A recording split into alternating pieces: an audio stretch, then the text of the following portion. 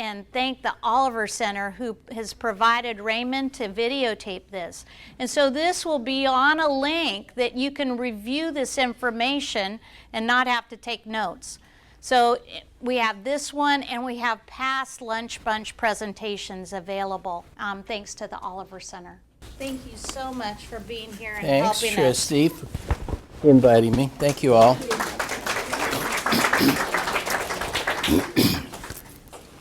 So what I'm going to do is 2 or 3 little things here. We're going to focus on back pain and kind of a team approach to back pain. But before I do that, I wanted to clarify the title of this talk you read in the newspaper and everybody was alternative medicine. And I don't actually use that term anymore. I didn't even know I was an alternative medicine practitioner until I came to UTMB, even though I'd been doing acupuncture and prescribing botanicals and mind-body therapies even since medical school. But during the 90s, this term complementary alternative medicine became popular for kind of everything. It wasn't kind of conventional medicine I taught in medical schools and such. And things have changed, as Tristy alluded to, over the years. And we've kind of gotten away from the term alternative medicine because it always set up like, well, there's one kind of medicine and there's something else, you know, an alternative. And so I was the chair of a group called the Consortium of Academic Health Centers for Integrative Medicine some years ago. This is still a very active group. And this is a group of 60 medical schools in the U.S. and Canada that all have programs in education, research, and clinical care in what has been called, what we've kind of reformatted the term to call it integrative medicine. So integrative kind of is like, okay, so we're using different therapies, but we're integrating them with conventional care.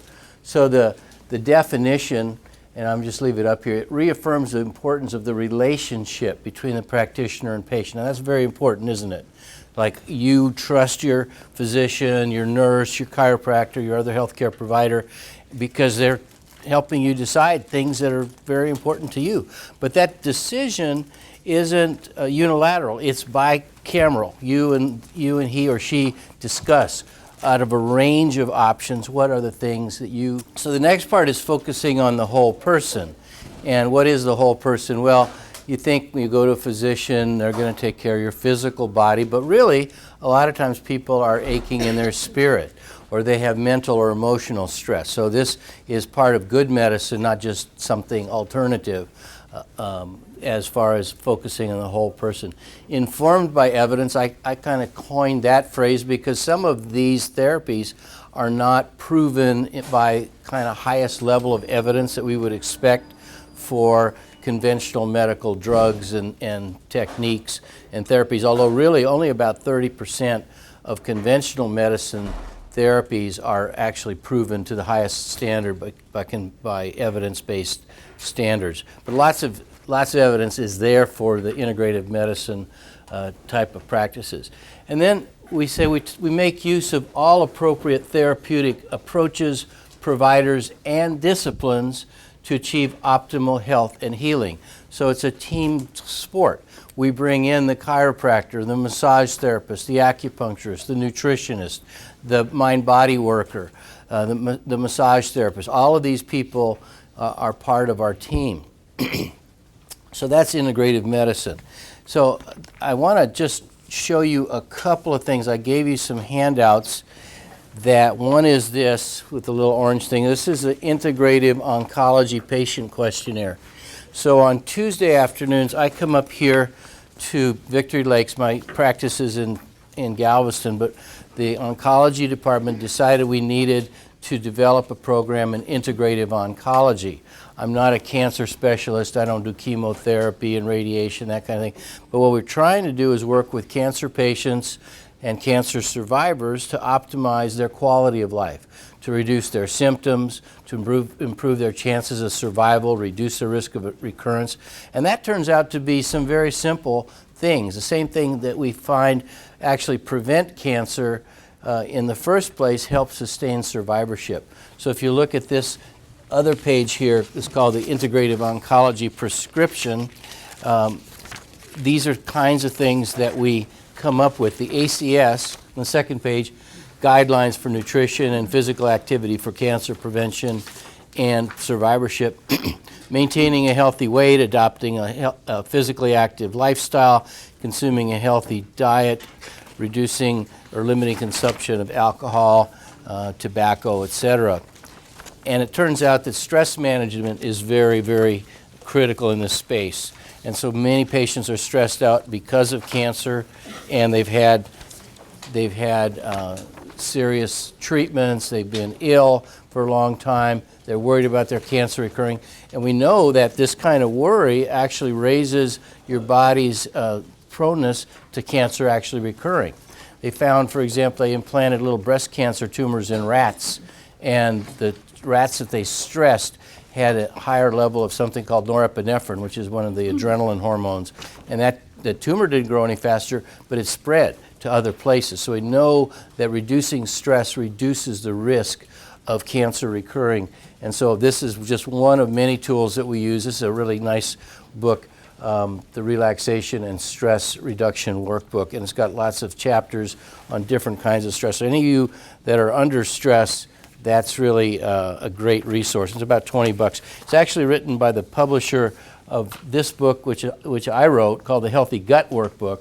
And this looks at all of the integrative approaches to GI health. I saw a big sign out there on GI health when I drove in, and this was my take on functional medicine and integrative medicine. Easy book to read. It's $10 on Kindle, or about $20 at the bookstore.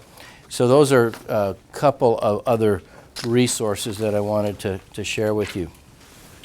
Oh, and one other thing is, and we will send this online, this is kind of fun. This is the American Board of Holistic Medicine's Health and Wellness Questionnaire. I thought they were going to give us handouts today, but we'll send them out by email. But this is something that you should do when you get home. It's probably better.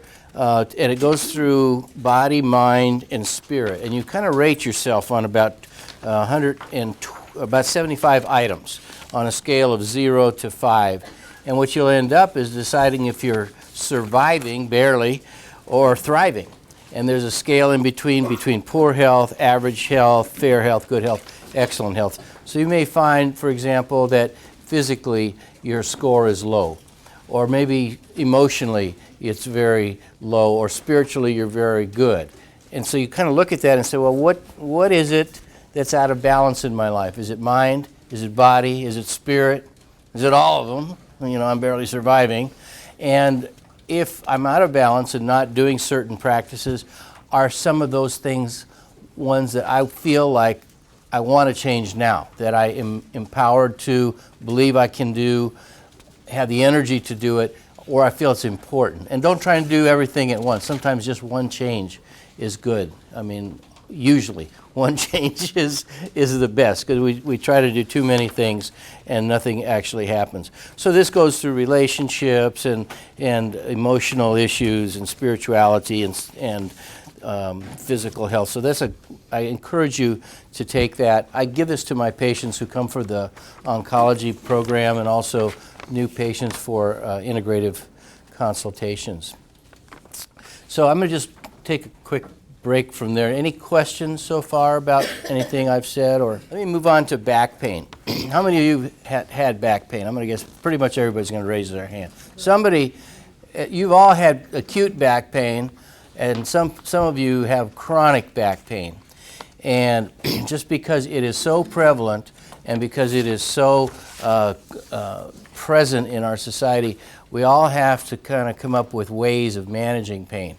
Now, strictly from a medical standpoint, you think, well, someone's got back pain, you give them a pain reliever, muscle relaxant, and maybe some physical therapy, maybe surgery, okay? Well, it turns out the story is not that simple, okay? I do acupuncture in my scope of practice, and at least half of the patients that come in for back problems have had surgery. You know, what does that mean? The surgery didn't work, okay? I have many years of experience treating back pain patients, and it's a team sport. Last Thursday, I did a talk to the second-year medical students, and it was more of a demonstration panel discussion. And who was in the room was me as a primary care doc, integrative practitioner that does acupuncture and maybe prescribes non-pharmacological therapies. There was a physical therapist who's a part of our faculty. There was a chiropractor, Dr. Brechtel, who practices down in Galveston. And there was a massage therapist, Jeremy Guston, who is helping us now with our oncology massage here, and he's at the UTMB Fieldhouse. And everybody talked about kind of how they manage back pain a little bit differently. And I think the message the students received with the readings and cases and so forth, there's not just one way, because people are different, and the kind of injuries they have and the kind of pain they have really requires a more individualized, holistic approach. For example, I wrote up here, and I don't get any stock from this, but there's a botanical called Zyflamend, Zyflamend, that I've been taking since I had some knee surgery, and I find it's really a much more effective anti-inflammatory than things like Advil and Aleve and those kind of things, which tend to give me a bad stomach ache. A lot of people can't tolerate those because of stomach problems, because they raise their blood pressure. And this is like 9 different herbs, like boswellia, ginger, turmeric, and rosemary, oregano, things like that, that really are very good for your joints and other forms of inflammation. And even if it doesn't work, it makes your gas smell so much nicer. Okay. Yes, ma'am. You get it at any health food store, you get it online. One of my residents gets it online at some place called vital.com or something like that. You can just Google it, you'll find it. I get it at the health food store in Galveston at Peak Nutrition. It's right across from Randall's there on Central City Boulevard. But 1 or 2 capsules a day is very easy on your system. You probably should look to see if it interacts with any medications. And this is true actually of any supplements. She brings up a good question that doctors are highly suspicious about patients taking over-the-counter things sometimes if they don't know what they are. And more, there's databases that we have in our library and such that you can look and say, well, patients on a blood pressure medicine or diabetes medicine, do some of these over-the-counter things interact with them? But I think it's important, if you go to the doctor taking any kind of supplement, whether it's fish oil or vitamins or herbs or such, to have them put that on your medication list so they can look and be aware that you're taking that, because it's for your safety. And some doctors don't even want to talk about it, and I think that's a shame because they can learn a lot. I've learned a lot from my patients. They bring in all kinds of different things that they're taking. Glucosamine, for example, and chondroitin have been shown to be helpful for certain kinds of arthritis pain, and that's worth to try. As far as back pain, let's start back up here a little bit because I know we've got some other speakers, but when patients come in with it, I take a history, I see if they have any imaging, x-rays, MRIs, and so forth, and find out what they've tried before. Many times patients need to do some back exercises. This is the single biggest thing. They could go to structured physical therapy, or we have Epic prints out some really nice patient education handouts on back pain exercises and helping people adapt proper lifting habits, how they sit at home and at work. Those things can be things that either perpetuate back pain or make it better. So then, as far as pharmaceuticals, this book chapter that you will be getting comes from a book called Integrative Medicine, and there's a whole chapter on all of the different approaches to back pain. I'm just hitting a couple of the highlights. But some of these botanical anti-inflammatories, most people just take Advil, Aleve, or muscle relaxant. If it doesn't bother you, it's probably okay.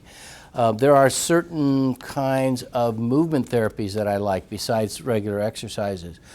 For example, yoga and Tai Chi. These are very gentle, smooth movement exercises.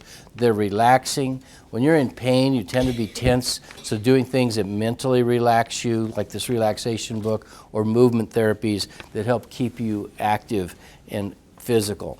It's always worth to consider, if you haven't tried it, to try chiropractic treatment or massage or acupuncture. Don't expect to get better with one treatment of any of those. I tell people for acupuncture, figure half a dozen treatments, and if you're not getting any better, we have to decide whether we want to continue with that. So that's kind of the short story about how, I just use back pain as an example of an integrative approach. So we can use botanicals, we can use relaxation, we can use movement, and we can use some of these other kinds of therapies. And so one of the ways that I can deal with that is having good face-to-face with my patients, but also having this incredible care team, of which there's a direct connection between family medicine, my practice, and their practice. So I have patients who need continued care and a lot of TLC and physical therapy, chiropractic, treatment of the whole person. And these two individuals definitely do that. So we're going to let you hear what it's not. Lots of people have ideas of what chiropractic is, and I'm just telling you, it's awesome. And who were you again? Sorry, What was your name? Susanna Perkins, family medicine, UTV.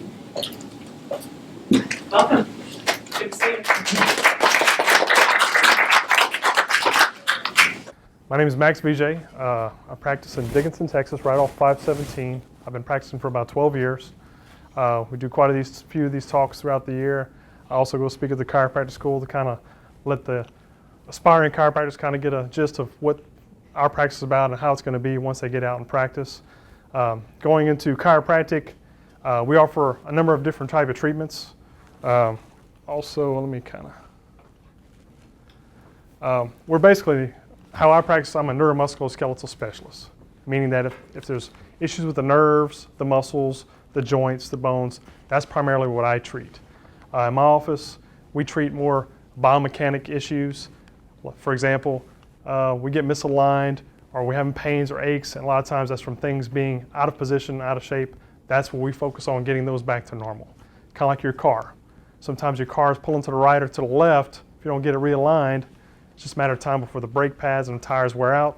Well, it's our job to get you back straight in the lane and not have your body wear out on you. We try to meet different needs of our patients, all the healthcare needs. Like Dr. Parks was saying, we do treat neuromusculoskeletal, but it's also our job to assess the patients properly. And if they need other care, or if we're not getting the results fast enough, we outsource them, either to a family physician, pain management specialists, imaging facilities, or even surgeons in some cases. Again, we're mostly wellness promotion. We try to do things as naturally as possible. However, sometimes medication or other intervention needs to come involved. That's kind of what we focus on there. Again, we co-manage, refer to other healthcare providers. We're the third largest doctoral level healthcare profession after medicine and dentistry. A little bit of history of chiropractic. Chiropractic is basically the practice of using your hands. So we're definitely a hands-on practice, and that's one of the things I tell the students is if you don't like touching people or being in their personal space, this is probably not the profession for you, okay? We're going to be touching you to evaluate you, to assess you. In our office, we do a lot of muscle work, so if that's a need, like if you have muscle tightness and knots, those can put a lot of stress on the joints or even cause some impingement in the nerves. It's our job to correct that. We're hands-on for physical medicine, giving you stretches and exercises, or we call homework affectionately in our office. And we give you handouts to go along with your homework, and we quiz you when you come back into our office to make sure those are being done properly so we're not causing further injury and that you're getting the most benefit out of it. Let's see, it's just a little history. We'll kind of zoom through that so that way we... All right. Our training for our education is a 4 to 5 year program, doctorate level. Fairly intense program. We cover all the basic sciences, orthopedics, radiology, neurology, get a good basis and background so that way we're able to handle any case that comes in and know where that case needs to go. We also have national board exams and state board requirements and exams that we have to pass before we become licensed in the state. Again, our job is to provide health and medical information, and that's part of our obligations as a doctor of chiropractic. All right, this is just some of our training again: physiology, the anatomy, adjustment techniques, nutrition. Okay. All right. do different rotations. And actually, I'd met Doc before doing some rotations at the chiropractic college. We do have rotations with UTMB and others. So like when I was in chiropractic school, I got to go rotate with pain management doctors, neurosurgeons, orthopedists, seeing how they interact. So it's easy for me to explain to patients, okay, we can't help you, but we're going to send you to this physician, and this is what they're going to do. This is going to evaluate you. These are going to be your options. So it just makes them feel more comfortable that you've already seen that action, seeing what they're going to go through, and you can explain it to them, being more hands-on, and you just don't want someone just giving you a paper and sending you off to another doctor. You want them to kind of explain it to you and coach you on what you're going to be experiencing, so that way it's not a shock to you when things come up. Now, again, we're mostly biomechanists in our office, but there's different types of specialists in chiropractic field, just like there are in the medical field. You have some that focus a lot on rehab, which we do quite a bit of rehab. Some that are just neurology specialists, orthopedists, radiology. There are some guys that, as chiropractors, they don't adjust people. They just read MRIs, x-rays, and things of that nature. There's other specialists with pediatrics, internists, as well as homeopathy, sports physicians, forensic examiners. So there's a lot of different subspecialty groups in the chiropractic field. Scope of practice, again, mostly neuromusculoskeletal complaints, for example, headaches. And it's all about the history you take when asking a patient what's going on. For headaches, for example, where's the headache, where the headache hurts, what time of the day is it occurring, how often is it occurring, how long does it take to go away. For back pain, like we were talking about earlier, there's lots of different types of back pain. Where does it hurt most? Is it sitting? Is it getting up from the seat? Do you feel like you're hunched over like an old caveman until like step 10 or 12? It's our job to ask those questions to kind of see where the pain's coming from. If you don't isolate where the source is, it doesn't matter what you do. And even if you're feeling a spasm in your leg sometimes, that's not necessarily where the problem is. It could be the nerve in the back and the hip. And it's our job to do the right, proper assessment and to isolate where the source is coming from and deal with that source as best as possible. Again, we're primarily non-invasive procedures, no prescription drugs, but we utilize other healthcare professionals for that. In our office, we also do acupuncture for neuromusculoskeletal issues. We also have a technique called the Graston Technique, which we'll have a picture of here in a little bit. And basically it uses a stainless steel instrument to break up adhesions, knots, scar tissue that's developed either from repetitive trauma, single event trauma, or post-surgical trauma. We've had great results with that over the years. We've been using the Graston Technique probably for about 10 years now. We also have Decompression Therapy, which is basically mechanical traction. So like if you have chronic back pain or neck pain or disc issues, that's a great benefit for helping with those symptoms or those disc issues. We use electrode therapy, which is like the electrodes. I don't know if anyone's had the electrodes. It's basically putting pads on you for a tingling sensation. There's different forms of electrodes, but those are great for muscle pains, tightness, inflammation, and pain. Ultrasound to break up scar tissue, also to help with pain, and some other therapies that we utilize in our office. And of course, the manipulation is one of our main tools, but there's different forms of manipulation. I'm more hands-on for the most part, but we do have other tools that are accessible to us. There's a Thompson technique where the table kind of drops underneath you, so it's not as forceful, not as rough on the joints, especially if you have certain conditions that don't allow us to do the full manipulation. For example, if you're osteoporotic or osteopenic, we may not be able to do the full regular adjustment to. We'd be putting you at possible harm's way, and we wouldn't want to do that. So there's other alternatives to us. There's an activator, which is like a little mechanical device to kind of impulse the joints to get the same benefit or similar benefit as the full manipulation. There's also the impulsor, which is more like a vibrating percussor to help stimulate the joints and get the inflammation and the pain to go away. So there's a lot of different tools that we have in our bag to help you to get to the results we're looking for. We'll kind of run through this research for time's sake, but typically in our office, if you come in with most conditions, kind of similar to what Doc was saying earlier, we're looking at about 2 weeks of therapy to get you at least 80% better is usually our running goal. Okay, that may take 4 to 6 visits depending on how intense. Sometimes it's ahead of that schedule. Now, if it's more of a chronic, ongoing issue, that may take a little bit longer, but that's a discussion that we have together, make the decision together. The doctor and the patient. We're not going to direct you on that. We have to do this, we have to do that. It's communication. It's open line communication, so that way we're all on the same page and we understand what's going on. It's our job to educate you and to explain to you, this is why you're coming in. This is what you have going on. These are the things that we can do to try to help it. If these don't work, here's plan B, C, and D. We always have to have a game plan. I'm a former athlete, so I always like to have a game plan before going into any battle if I'm going to have a chance to win. And we're very competitive in our office, and we always want to get people better. That's just how any good doctor should be. They should be willing to tackle your problem head on and get you better as quickly as possible. Again, the standard protocol when coming into a chiropractor's office is You have to fill out the paperwork. We're going to take a full history because the history is the most important thing. That kind of gives us the idea of where we need to go and get the problem. We'll do a physical exam, orthopedic exam. We'll do, check your reflexes, do your motor tests, check your sensory levels, do different things to see if we can reproduce the pain or if certain things are restricted with movement and such. That's our job to kind of determine that. Any diagnostic studies that may be needed, x-rays, imaging, we'll order those or recommend those.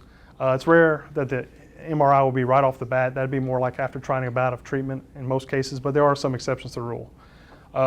We'll tell you kind of what we think the diagnoses are like, okay, it could be this or this. We'll treat both and see how we get the results as quickly as possible. That's one of the goals. Then a treatment plan. How are we going to attack that? Okay, got to have a game plan. These are the treatments we're going to do. If this doesn't work, we'll tweak it. If we find what works, that's the best motive. But we'll also find ways or things for you to do at home to modify, okay, you're sitting too much, you're doing too much of these activities, we need to do these stretches and exercises to provide a countermeasure, so to speak. If you've been over at this time of year, we have a lot of people spring cleaning in the yard, pulling weeds, digging in the dirt and everything, so they're hunched over all the time and they're coming in for back pain or shoulder pain from doing all that activity. It has to be done. I was even a little sore doing my spring cleaning there a couple weeks ago. But you have to do the stretches and exercises to balance that out. So that way you're not beating yourself up too much. And then a lot of that's just common even just for your day-to-day activities.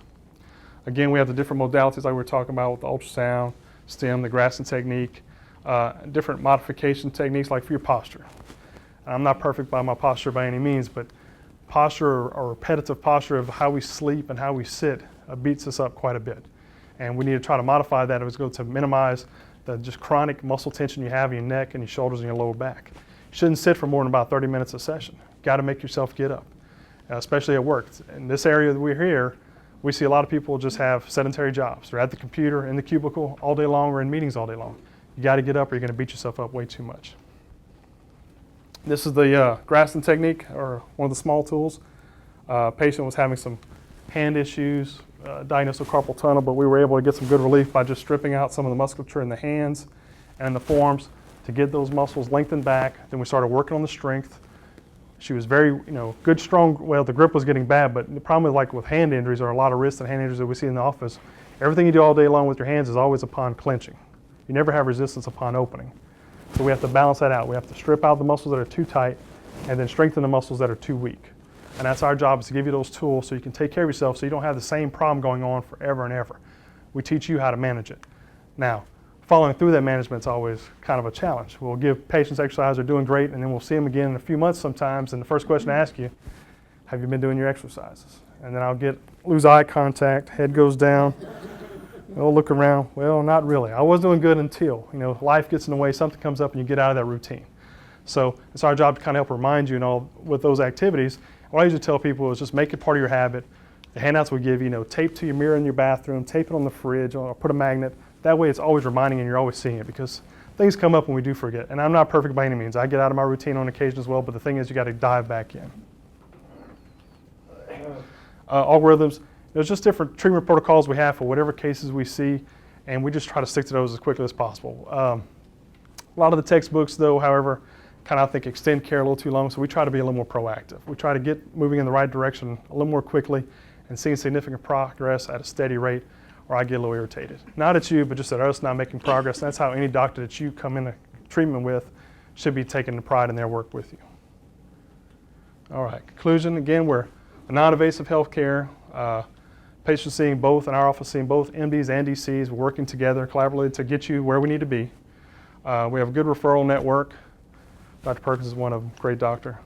And we just look for people that need our care for conservative neuromusculoskeletal complaints. Any questions? Thank you very much.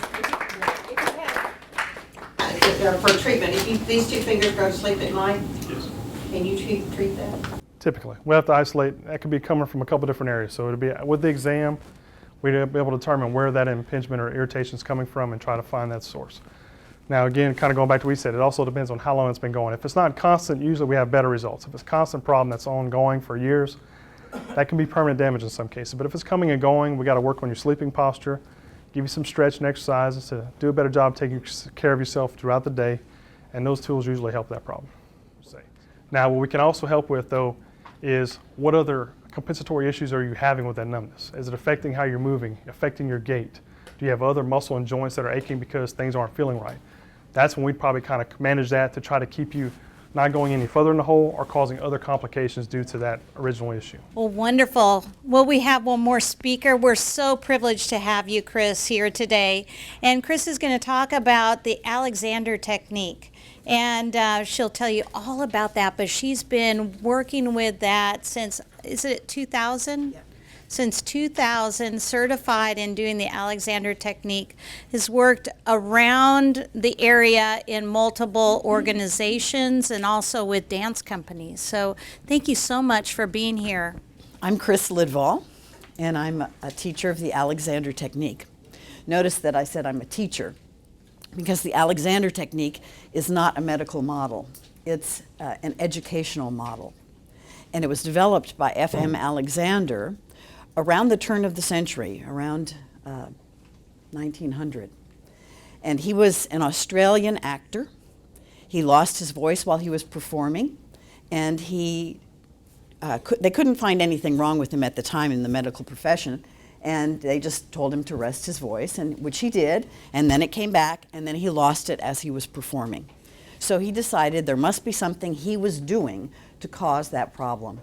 And so he began a study of himself, and he found that he tightened his neck and pulled his head back as he was performing. And so he really caused a lot of discomfort and pressure in his neck. And so that was the beginning of what he decided he needed to change. So he needed to let his head come a little more forward over his spine and balance more easily. And as he studied himself, he healed himself and became, and kept acting. And then he also got to know some doctors who began to send him people. And at the time, they didn't have anything for emphysema and tuberculosis except to go someplace else and rest. And as he worked with people, he learned how to use his hands to teach people to move up into gravity. And because that's really our natural state. When we look at children that are 3, let's say, before they've started to develop habits of movement, they have wonderful movement, and that is in us. That's in all of us. So what Alexander did was he tapped into that, and he helped people learn to let go of their habits of movement that they developed that are interfering with the natural upright coordination of themselves. And he called it use rather than posture. So The Use of the Self is one of his best books, and in it he talks about his whole progress from the beginning through what he discovered. And anyway, it's his best book because it was difficult for him to write at the time. And at the time that he started, he's like on the cutting edge of mind-body work. Now we all think, oh yes, of course the mind and body work together. But at the time, people didn't think that way when he wrote. And so he kept writing over and over and over and over again the same things about how the mind and the body are connected. There's a few things that the Alexander Technique is not. So it's not a cure, even though it can be therapeutic and people can actually be cured. But that's not the focus. The focus is really to help one get back into that really lovely coordination. And it's not about good posture, although it'll affect our posture. But because Alexander was interested in movement and use, he really focused on the primary movement of the body. That's what he called it. And as I said before, it's not a medical model, it's an educational model, so it's not a treatment, rather it's a lesson we have. When we go to see an Alexander teacher, we have a lesson. And it's a lesson about ourselves and how we move. And it's not a relaxation technique, although it can be very relaxing. And it's not concerned with remote causes, genetic factors, early experiences, or even medical history, because all of those things are important in other fields, but not so much in a lesson. because what's happening right now is what's really important to the lesson. What are you doing right at this moment? And it also gives you a sensory perception of yourself rather than a descriptive. You know, we don't describe what's going on, but you get a sense of yourself and how you're moving. So it is, it's a way of changing our patterns of movement and our habits of movement. And that's so important to helping ourselves do everyday activities or more refined activities. So a lot of my students are musicians because they developed bad habits of when they were performing. One student that I've had recently is a pianist who works with, he's an intern at the Houston Grand Opera, and he couldn't play at all. And we just started looking at how he was moving through his arms and shoulders. He just had so much pain. And he began to discover what he was doing, that he was really, thinking in a way that was not helping him to move. So he was thinking that everything started from here instead of from his fingers. So his fingers lead, and then his shoulders could stop moving so much. And over time, I saw him twice a week for several weeks, and then once a week. And over time, he was able to go from not playing at all to playing for a few minutes or, up to an hour a day. And then he got longer, and now he's working full time. So he's very happy. A lot of people that come to the Alexander Technique have pain in their neck because, Alexander had that problem with his neck, and so the balance of the head and the neck and the spine is the primary focus in the Alexander Technique. Although I work with people on walking, we work with practical everyday movement, walking, sitting, standing, maybe washing the dishes, sitting at the computer. There's all sorts of things that ergonomically we can't fix with furniture. We have to change how we use ourselves. And so that's the focus. Everybody scoot back a little bit or be someplace where you could sit. We'll just do a little experiment. And I'd like you to get out of your chair. And I'd like you to notice how you get out of your chair. And notice, if you can, if you're tightening through your neck or if you're just letting yourself lead with your head. In fact, let's just skip all of the first part and just think, well, what would happen if I got forward in my chair and then I just let my head lead? And you can think, oh, my head is so light. Yeah. I'm gonna pass out. So the thing is that we can send ourselves up. Sitting is not falling back into the chair. Sitting is balancing over our legs. And that's the thing that we can learn more about our own natural balance. If we're always falling back into the chair, then that's not very helpful. But if we can really just balance on our legs, and it's not even the strength of our legs. As we get older, sometimes people will say, oh, you have to build up the strength in your legs. But if you find your balance, that's what's really important. Okay, thank you so much. I really appreciate being here.